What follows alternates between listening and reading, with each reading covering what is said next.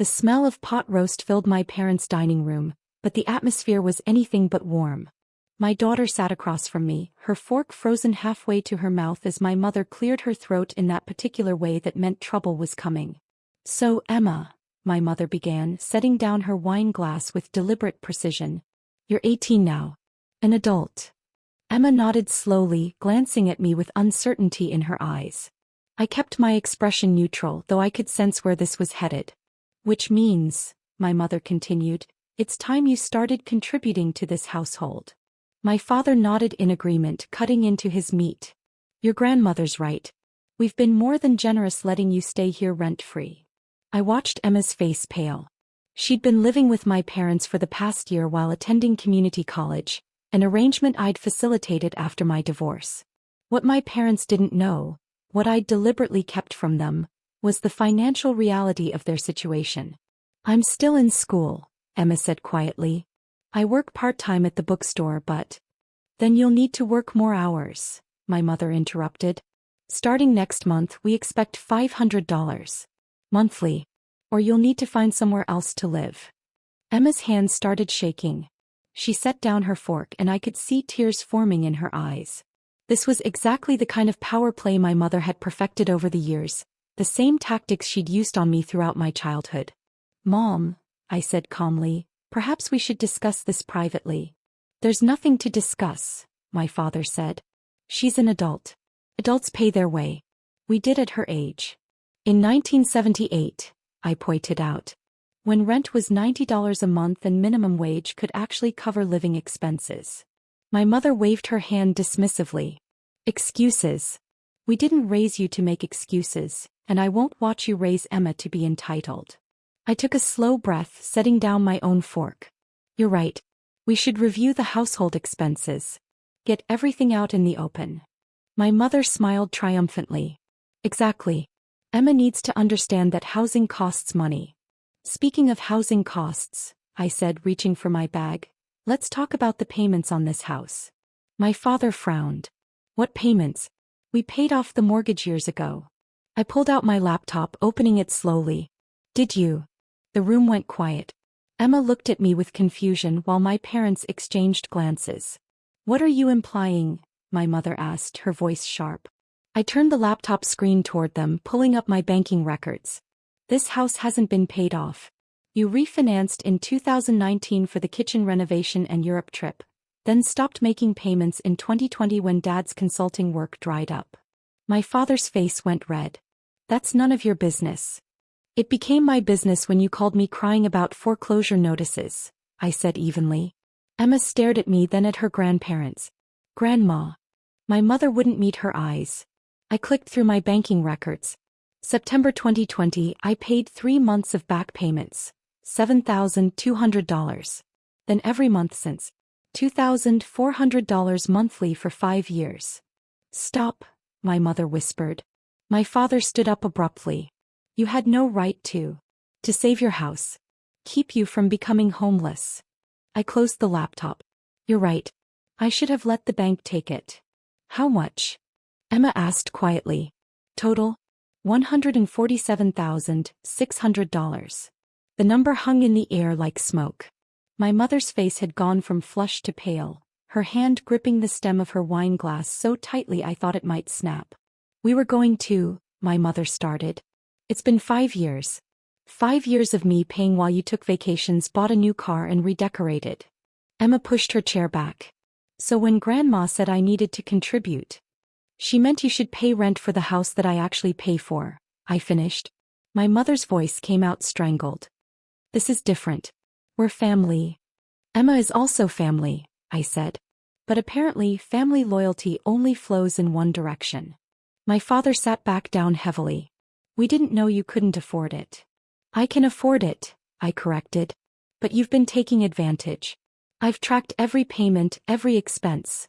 Property taxes, insurance, even the groceries I have delivered monthly." "Why are you doing this?" my mother demanded, tears running down her face. "Because you demanded rent from my 18-year-old daughter while living in a house I pay for," I said quietly. Emma's voice was small. "Mom, why didn't you tell me?" "Because it wasn't your burden to carry," I said, looking at my daughter. And because I knew if your grandparents understood that I was handling it, they might actually start handling their own finances responsibly. My father's head was in his hands. What do you want from us? I want you to apologize to Emma, I said. I want you to acknowledge that she's been nothing but respectful and helpful since she moved in. I want you to recognize that she does contribute. She helps with cleaning, does yard work, and runs errands. And most importantly, I want you to understand that she's not the one who needs to start paying rent. My mother's face crumpled. We can't afford the mortgage. Not on our own. I know, I said. Which is why I've been paying it. But here's what's going to change. Starting next month, I'm going to continue making the payment, but it's going to be documented as a loan, with interest and a repayment schedule. My father looked up. We can't repay that kind of money. Then you have options, I said. You can sell this house, downsize to something you can actually afford and use the equity to repay me. Or you can stay here and when you eventually pass away, the debt will be settled from your estate before anything else is distributed. My mother gasped. You're taking our inheritance? I'm taking repayment for money I loaned you, I corrected.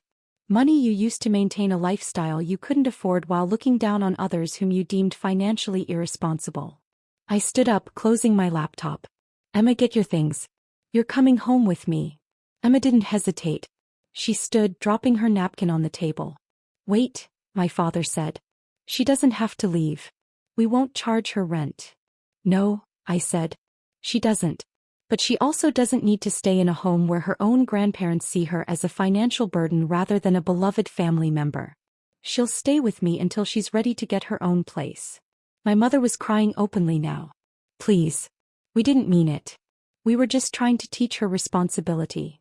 By threatening to make her homeless? I asked. That's not teaching responsibility. That's cruelty. Emma moved around the table, standing beside me. She looked at her grandparents and I saw something in her expression that broke my heart. Disappointment mingled with pity. I did the dishes every night, Emma said quietly. I cleaned the bathrooms every week. I did the grocery shopping because Grandma said her knees hurt. I mowed the lawn all summer. I thought I was contributing. You were, I said firmly. More than they deserved. We walked toward the door together. Behind us, I could hear my mother's choked sobs and my father's heavy breathing. One more thing, I said, turning back. I'll be sending you legal documents next week. Everything will be properly drawn up by a lawyer. You'll have the option to sign them and keep the house or refuse and face immediate cessation of payments. Your choice. My father's voice was hoarse. How did it come to this? It came to this, I said. The moment you decided that demanding money from a teenager was more acceptable than admitting you needed help from your own daughter. It came to this when pride became more important than family. I opened the door, letting the cool evening air wash over us. Emma stepped outside and I followed, pulling the door closed behind us with a soft click that felt like a final punctuation mark. In my car, Emma sat quietly before speaking. Why didn't you tell me? Because it wasn't your burden, I said, starting the engine. That's adult business. But now I'm an adult, she said. Now you know what real responsibility looks like, handling things quietly without expecting praise. Emma was quiet. Are you really going to make them sign loan documents? Yes. They need to understand that actions have consequences. Will they sign? Probably. The alternative is losing everything. We drove in silence, the lights blurring past. Thank you, Emma finally said. For standing up for me. Always. That's what mothers do. My phone buzzed. 3 missed calls from my mother, 2 from my father, and unread text messages. Emma saw them. Are you going to answer? Eventually. But not tonight. Tonight they sit with what they've done. What comes next? Emma asked. I smiled. For you. Focus on school and work. Live your life without their expectations. You're 18.